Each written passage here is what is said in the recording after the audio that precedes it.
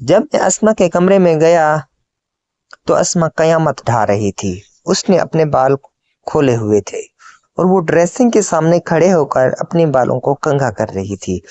उसके गीले बाल थे और उसने अपने आधे बाल आगे किए हुए थे और आधे पीछे, और उसका आगे का हिस्सा और पीछे का हिस्सा यानी कि कपड़ों का सारा हिस्सा गीला हो चुका था और उसका सारा सामान नजर आ रहा था। अब ये सब कुछ देख रहा था और उसका पूरा सामान मोती की तरह छलक रहा था और मेरा औजार खड़ा हो गया और मैं उसके ऊपर लपका और चढ़ गया और उसका काम तमाम कर दिया। मेरा नाम जैन है और मेरी उम्र 16 साल है और मेरा ताल्लुक पंजाब से है और मैं मुल्तान का रहने वाला हूँ। मैं आज आपको जो कहानी सुनाने जा रहा हूँ जो कि हकीकत पर बनी हुई है। हम घर में 4 बहन भाई हैं, यानी कि 2 बहनें हैं, 2 भाई हैं। हम गांव में रहते हैं और गांव में तालीमी निज़ाम हमारा ठीक नहीं है और मैं पढ़ाई के सिलसिले में मुल्तान आया हुआ था। मुल्तान में हमारे मामू का घर था। मामू की 3 बेटियां थीं जो कि बहुत ही हसीन थीं, एक से बढ़कर एक थीं, लेकिन मेरा दिल बीच वाली पर आ गया था। मेरे मामू ने भी मुझे स्कूल में दाखिल कराया जहां उसकी बेटियां पढ़ती थी और कहा, बेटा अपने कजन्स का ख्याल करना और एक साथ स्कूल आना और जाना और एक दूसरे का ख्याल रखना। और मेरी कजन के साथ बनती थी। मेरी बड़ी कजन का नाम हिना, दूसरी का नाम अस्मा और तीसरी का नाम यशल था। और मुझे अस्मा बहुत पसंद थी। अस्मा और मैं एक साथ पढ़ते थे। मेरी बड़ी कजन 10वीं क्लास में थी जिसका नाम हिना था और दूसरी अस्मा मेरे साथ 9th क्लास में पढ़ती थी और तीसरी जो थी यशल, वो 6ठी क्लास में पढ़ती है। उसकी हिना की उम्र 17 साल है, अस्मा की उम्र 16 साल है, यशल की उम्र 14 साल है। हिना और अस्मा दोनों नौजवान हैं। उनके लंबे लंबे बाल हैं और नैन नक्श बहुत खूबसूरत है। उनके गाल मोती की तरह सफेद हैं। मेरे मामू एक सरकारी मुलाजिम हैं और मेरी मामी एक घरेलू खातून है। सुबह सुबह मैं उठा और मामी ने नाश्ता बना कर दिया और हम लोग स्कूल की तरफ चले गए। रास्ते में मैं अपनी दोनों कजनों को छेड़ता रहता था। मैं उनको कभी आगे हाथ रखता तो कभी पीछे हाथ रखता, लेकिन वो मुझे कभी मना नहीं करती थी। वो अक्सर मुझसे शर्माती रहती थी। अस्मा मुझे क्लासरूम में लेकर आ गई और हम एक साथ बैठ गए और बाकी जो थी वो अपनी क्लासरूम में चली गई।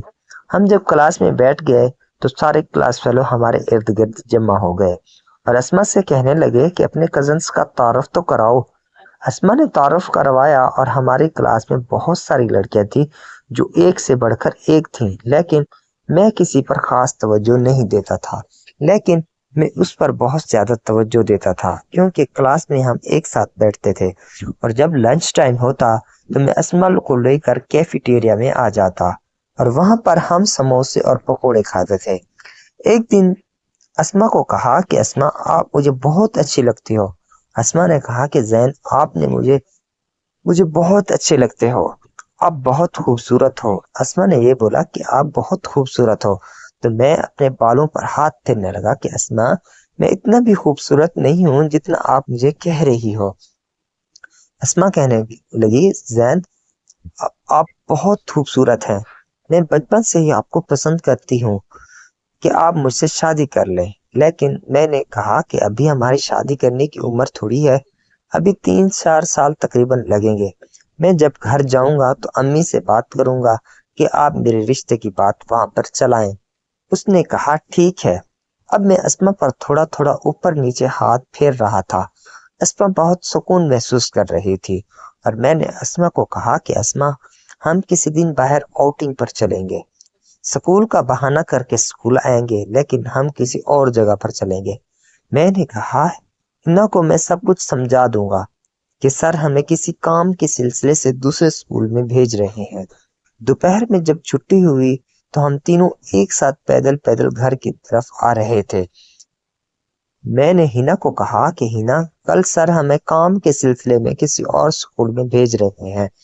मुझे और अस्मा को तो आपने ये सब कुछ घर में जाकर नहीं बताना, वरना मामी और मामू नाराज हो जाएंगे कि सर दूसरे स्कूल में क्यों भेज रहे हैं।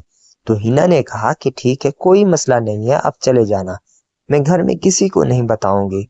हम घर पहुंचे तो मामी ने दोपहर का खाना बनाया हुआ था اور مامی نے کہا کہ بیٹا ہاتھ منہ دھو لو، یونیفارم اتارو اور کھانے کی ٹیبل پر آ جاؤ۔ ہم لوگ کھانا کھا کے جب فارغ ہوئے تو اسما نے کہا کہ زین مجھے آج میتھ کی کچھ ایگزامپلس ہیں، مجھے سمجھا دے۔ میں نے کہا تم تھوڑا ریسٹ کر لو اور پھر شام میں آپ کو سمجھا دوں گا، اور جا کر اپنے روم میں سو گیا۔ جب شام ہوئی تو اسما نے مجھے اٹھایا اور کہا کہ زین آپ مجھے میتھ سمجھانے نہیں آئے۔ میں نے کہا ہاں یار، میتھ تو سمجھانی ہے، جو مجھے نیند آ گئی تھی، شکر ہے تم نے مجھے اٹھا دیا۔ میں اٹھا اور واش روم میں چلا گیا، ہاتھ منہ دھویا اور فریش ہوا اور اسما کے روم میں چلا گیا۔